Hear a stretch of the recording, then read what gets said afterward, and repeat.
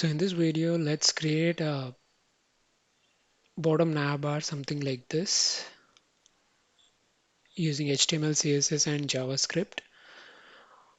And this is the finished version. This is what we are going to build in some time. So we'll have a radial background, and then we'll have a navbar with hero icons, SVGs, and on click, there's a little JS script based on which we have this div which is going to slide, and also the SVGs are going to slide or move up as we interact with them. So we're going to use hero icons. We can pick any icon we want from here, and I usually use gradient builder. So this helps you define these tops like here. You can, you know, adjust the way you want any kind of gradient, which can be linear or radial. You can adjust and pick up this CSS right from here. To start with, I have HTML, and I have linked CSS to it. Let me bring up the view as well. Yeah, so let me start with the HTML and CSS style. So there's a margin of 0, padding of 0, and box sizing is set to border box. Nothing fancy happening there. So let's add some style to the body. Yeah. So the background is set to this color. Okay, and let's also set the height to 100% view height so that it takes up this entire screen height. So now let's add a container like so, and let's style this container. So I'm going to give a width of 920, height of 650, and let me give a background as well. Yeah. Now let's center this container in middle of the screen. So for that we can go to body, set the display to flex, justify content center, which is going to align horizontally in the center, and then you have align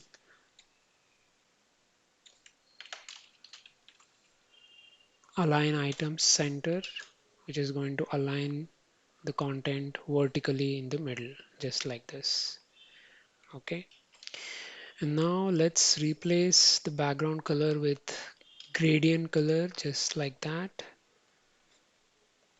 So we have a radial gradient, which is circular, which starts from the center bottom with these two colors gradually moving up.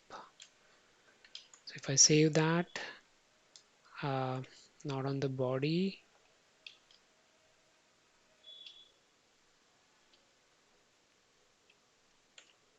but on the container, just like that. Okay.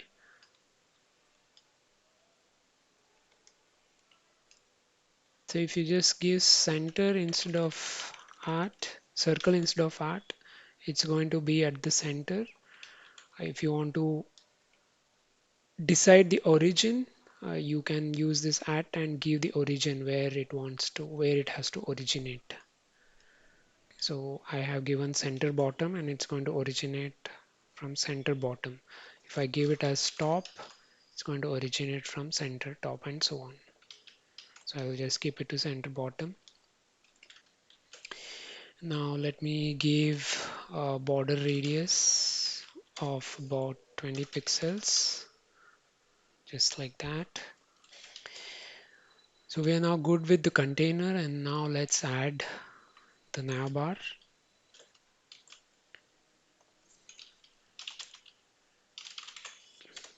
Okay, and let's add some of the icons from hero icon, just like that. Save it, and you're going to see all the SVG icons here. I have called it as icon and menu 1, 2, 3, and 4. So I'm going to set the height for the icon to about 40 pixels, and yeah. Now let's style the navbar with a background, whitish background, and height of 150 and a width of about 75%, just like that. Now let's go back to the container and set display to flex, justify content to center so that this is centered horizontally, and align items to end of the container like that, so that it's at the bottom. Okay, and in the navbar, let's give some margin bottom and top right radius and top left radius of 50 pixel. Let me save it. It's going to appear like this. This is the margin.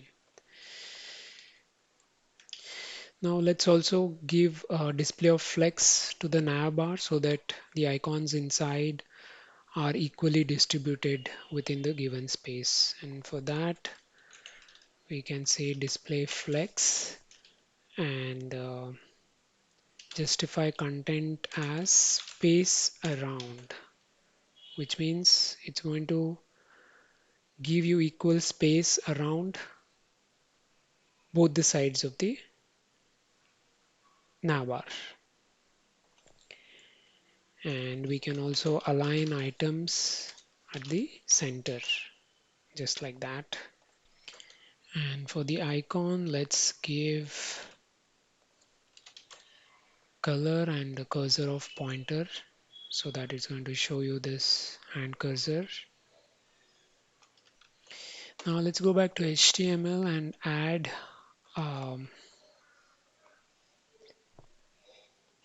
slider within the navbar.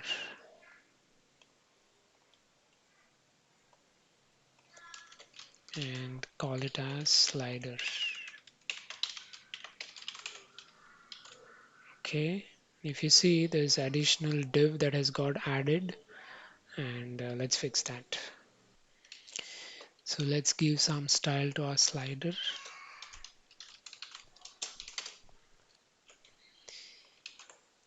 Background width and height.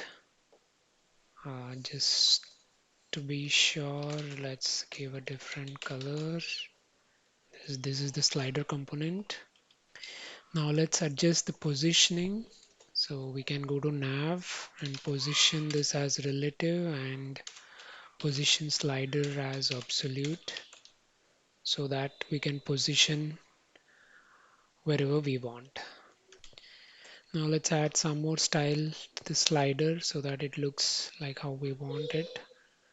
And for that,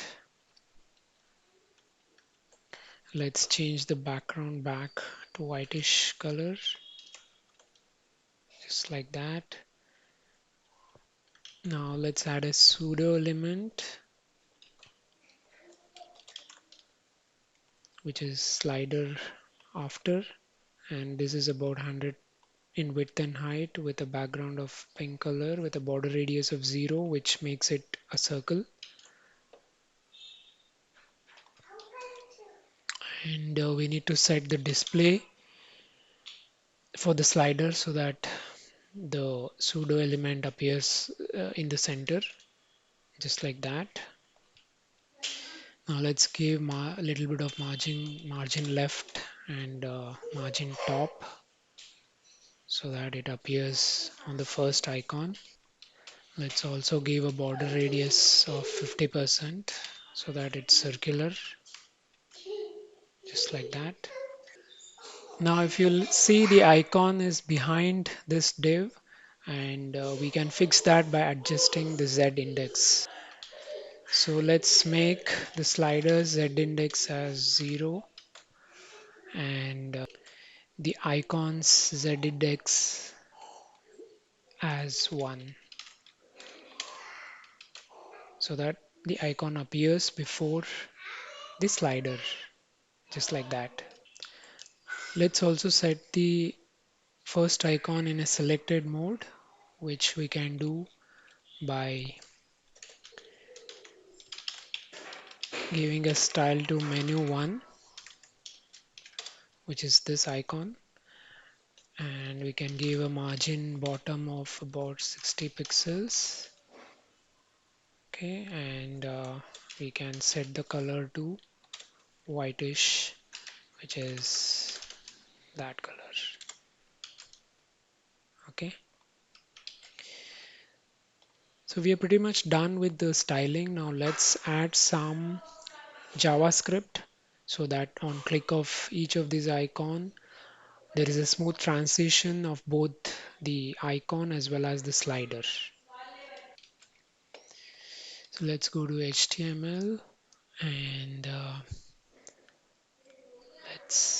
let's add the script at the end.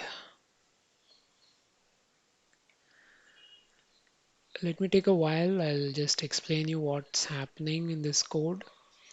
So essentially we are capturing all the icons using query selector with class name as icon, which is essentially which are all these icons.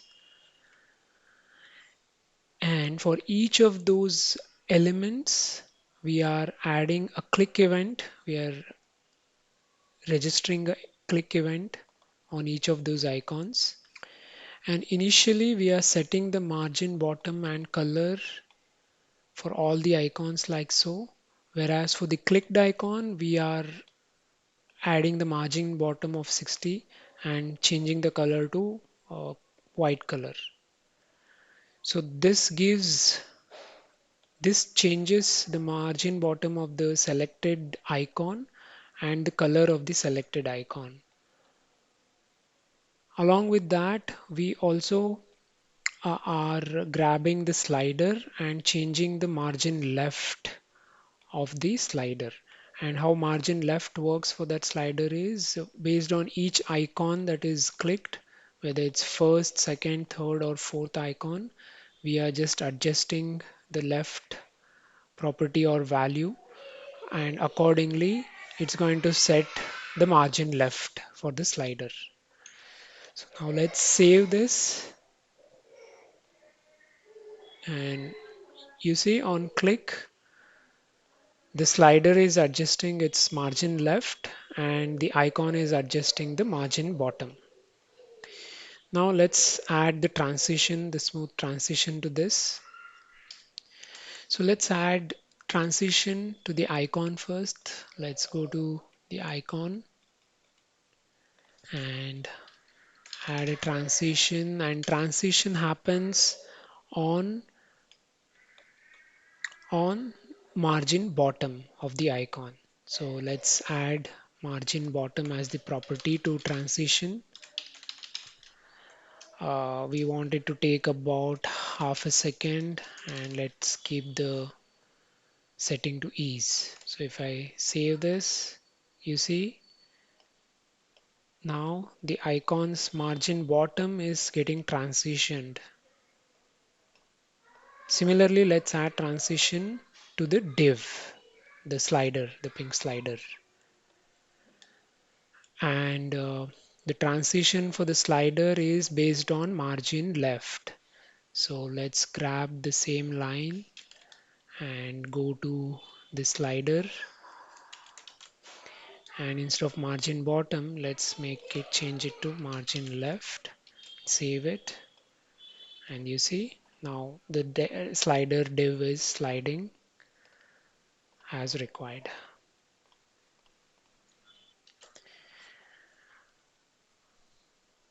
Let me know what you think in the comment section below.